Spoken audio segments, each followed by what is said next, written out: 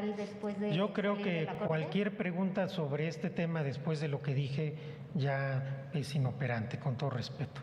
Ok, regresando al tema de la ley de la industria eléctrica, usted hace unos momentos nos comentaba que cuando vino el secretario de Gobernación, Adán Augusto López, vino a emitir pues los alegatos y a defender la constitucionalidad de la ley. Lo que llama la atención es que él vino un día antes de que el asunto fuera votado, el proyecto ya era público. ¿No es tardía entonces esta reunión con el secretario de Gobernación? Digo, porque uno como litigante viene a... Es que no hubo una reunión, no hubo varias reuniones con él y varias reuniones con los senadores y senadoras y o sea, cuando uno lleva un asunto, pues, si es un asunto relevante no va uno un día y ya no regresa, sino uno va a tratar de seguir convenciendo, sobre todo a los ministros o ministras que uno siente que no van a votar a favor de la postura de uno. Entonces, a ver, vinieron los senadores y senadoras, vino el secretario, vinieron empresarios, una cosa totalmente normal. Pero no hay un momento como en el que ya no deberían los ministros recibir a las partes interesadas en un asunto, porque el asunto ya está listo para votación, ya hay un proyecto, ya no lo podemos cambiar, y tampoco es como que el ciudadano o el interesado va a modificar el voto del ministro. ¿No existe una especie de veda en este alegato de orejas, no nada más en asuntos de este nivel, sino en todo, pues siempre da lugar a es muy opinable y muy discutible. No está arreglado.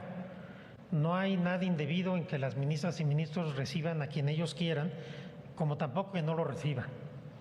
El proyecto ya está, obviamente, y se hace público en gran medida también para que las partes puedan ir a discutir. No estaban tratando, obviamente, de cambiar el voto de la ministra Loreto Ortiz, sino tratar de convencer el voto pues del resto de las ministras y ministros. Y nos vinieron a dar sus argumentos y todos los escuchamos, todas los escuchamos con atención y al final cada quien votó conforme consideró que era lo correcto. Volviendo un poco a lo que le respondía usted al compañero del País, en donde usted mismo reconoce que hubo un momento en el que sí se juntaron los 8 votos para la inconstitucionalidad. No, nunca se contaron los 8 votos, se contaron 7 votos, pero efectivamente, si se hubieran sumado simplemente todos los votos de los apartados, pudiera haber habido 8. Por eso pregunté. Incluso yo mismo digo que pudiera haber 8 votos, incluso dije, en una de esas nos descuidamos, puede haber hasta 9. Mi pregunta es esa, ¿sí? ¿Por qué hacer esa aclaración si usted solo era el moderador? Porque es mi responsabilidad. Cuando yo veo que hay un tema que se está complicando, que tiene 7 votos y el otro tiene 7 votos, ministros llaman la atención, mi obligación es para dar claridad, porque en esto no se trata, a ver, los ministros y yo como presidente, yo no tengo ningún interés en que un asunto salga en un sentido o en otro. Mi responsabilidad es que refleje la votación del Pleno. Como había 2 ministros que votaron diferenciado, les pregunté cómo era su voto. Algo tan simple como esto. ¿Cuál era el problema que me dijeran por la validez o por la invalidez de la acción? Así de simple era. Creo que fue una salida adecuada, inteligente, práctica, que además el Pleno vio con buenos ojos. Ahora, comentaba usted que después de esa sesión, es decir, en la privada del lunes, hubo aclaraciones sobre este asunto precisamente. No hubo ninguna aclaración, lo único que se pidió es que se incluyera la versión estenográfica de esta parte de la sesión que les he contado. Es decir, para que no haya duda, porque a ver, voy a tratar de explicarme. Las actas son un resumen de la sesión, ¿sí? Para que no hubiera duda o problema de que el secretario en el resumen hubiera desvirtuado el sentido de los votos, el Pleno decidió por primera vez y de manera inédita que la versión estenográfica de la parte donde se definen los votos al final se transcribiera en la sesión. Fue lo único que se pidió, no hubo ninguna aclaración de nada, porque además hay otra cosa muy importante. El acta simplemente debe reflejar lo que sucedió en la sesión, no puede agregar nada y no puede quitar nada. También se sobredimensionó el acta no podía cambiar lo que ya se votó, así de simple. Pero claro, como salió el tema de que no cuento los votos y demás, y entonces qué barbaridad, hoy tienen la oportunidad de corregir. A ver, quienes estaban haciendo eso no entienden cómo funciona la Corte, lo hacían de mala fe. El asunto ya se había votado. El acta simplemente refleja lo que pasó. No puede cambiar nada, no puede modificar nada, no puede agregar, no puede quitar. Ahí va mi última pregunta ya para que... ¿Perdón? Ahí va mi última pregunta ya para que quede todas bien las que claro. quieras. Hasta antes de aprobar el acta, ¿hay posibilidad de modificar votos en no, cualquier asunto? Hasta antes de que el presidente de la Corte declare definitivamente concluido o votado el asunto. En el momento en que el presidente de la Corte, no yo, cualquiera de los que haya sido y los que vendrán, determine, una vez que se votan los resolutivos, este asunto está definitivamente resuelto o definitivamente concluido o definitivamente votado, en ese momento ya no se puede variar ningún voto. Muchas gracias. Gracias a ti. Gracias. Continuamos con Abel Barajas de Reforma. Tenemos 2 preguntas más. ¿Ya no? Okay. Es la primera vez que viene el Reforma. Ahora pregunten, pues hubo muchas alusiones. Por primera vez vienen y no preguntan. Además tú hiciste todas las notas estas. Adelante, pregunta.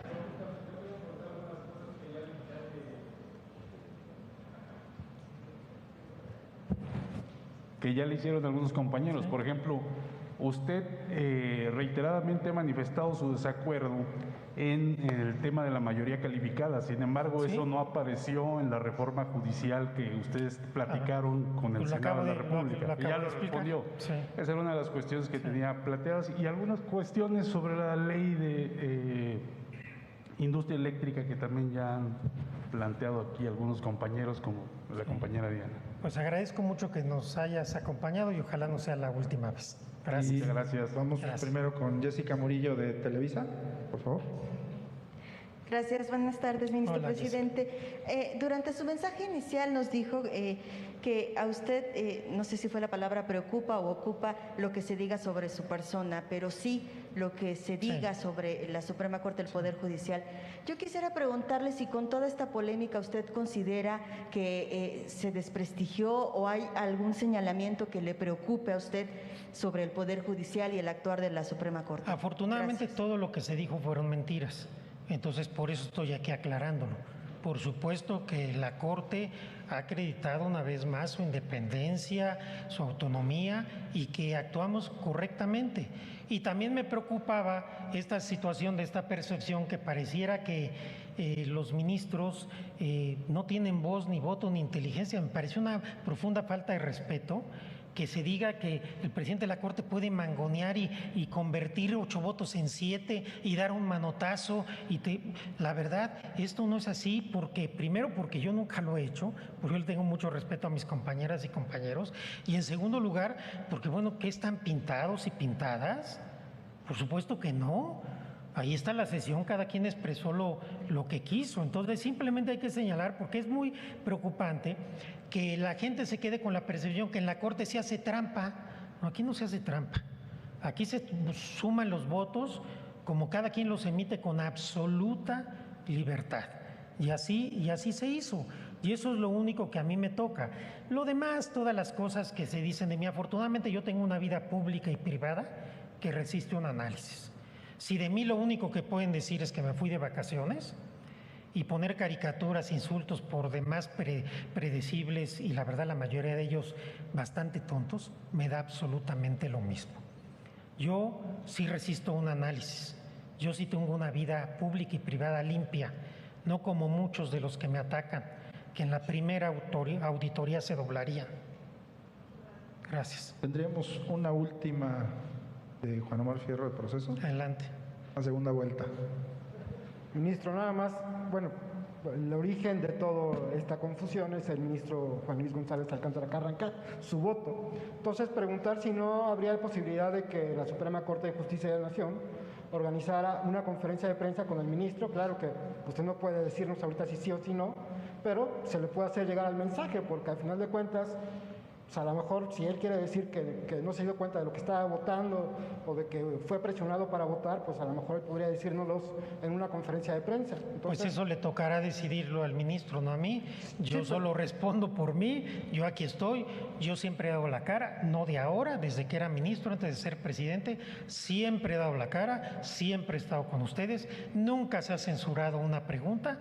Pueden ustedes preguntar con absoluta libertad y yo contesto con mucha claridad y vehemencia. Incluso si algún ministro o ministra quiere aclarar algo, dar entrevistas, dar una conferencia de prensa, por supuesto que lo puede hacer, pero no me toca a mí ni promoverlo ni sugerirlo.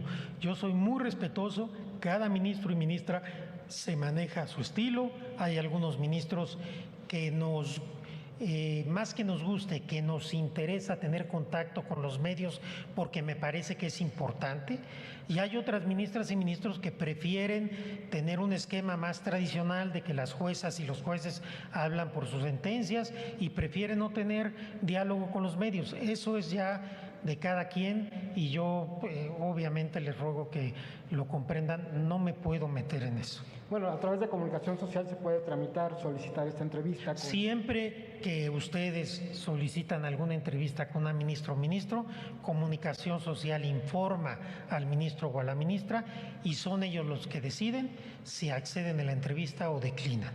No es en Presidencia, la Corte, no es en Comunicación Social. Cada ministra y ministro decide. Todas las solicitudes, la regla es, se les avisa a la ministra y a los ministros. Gracias. Gracias.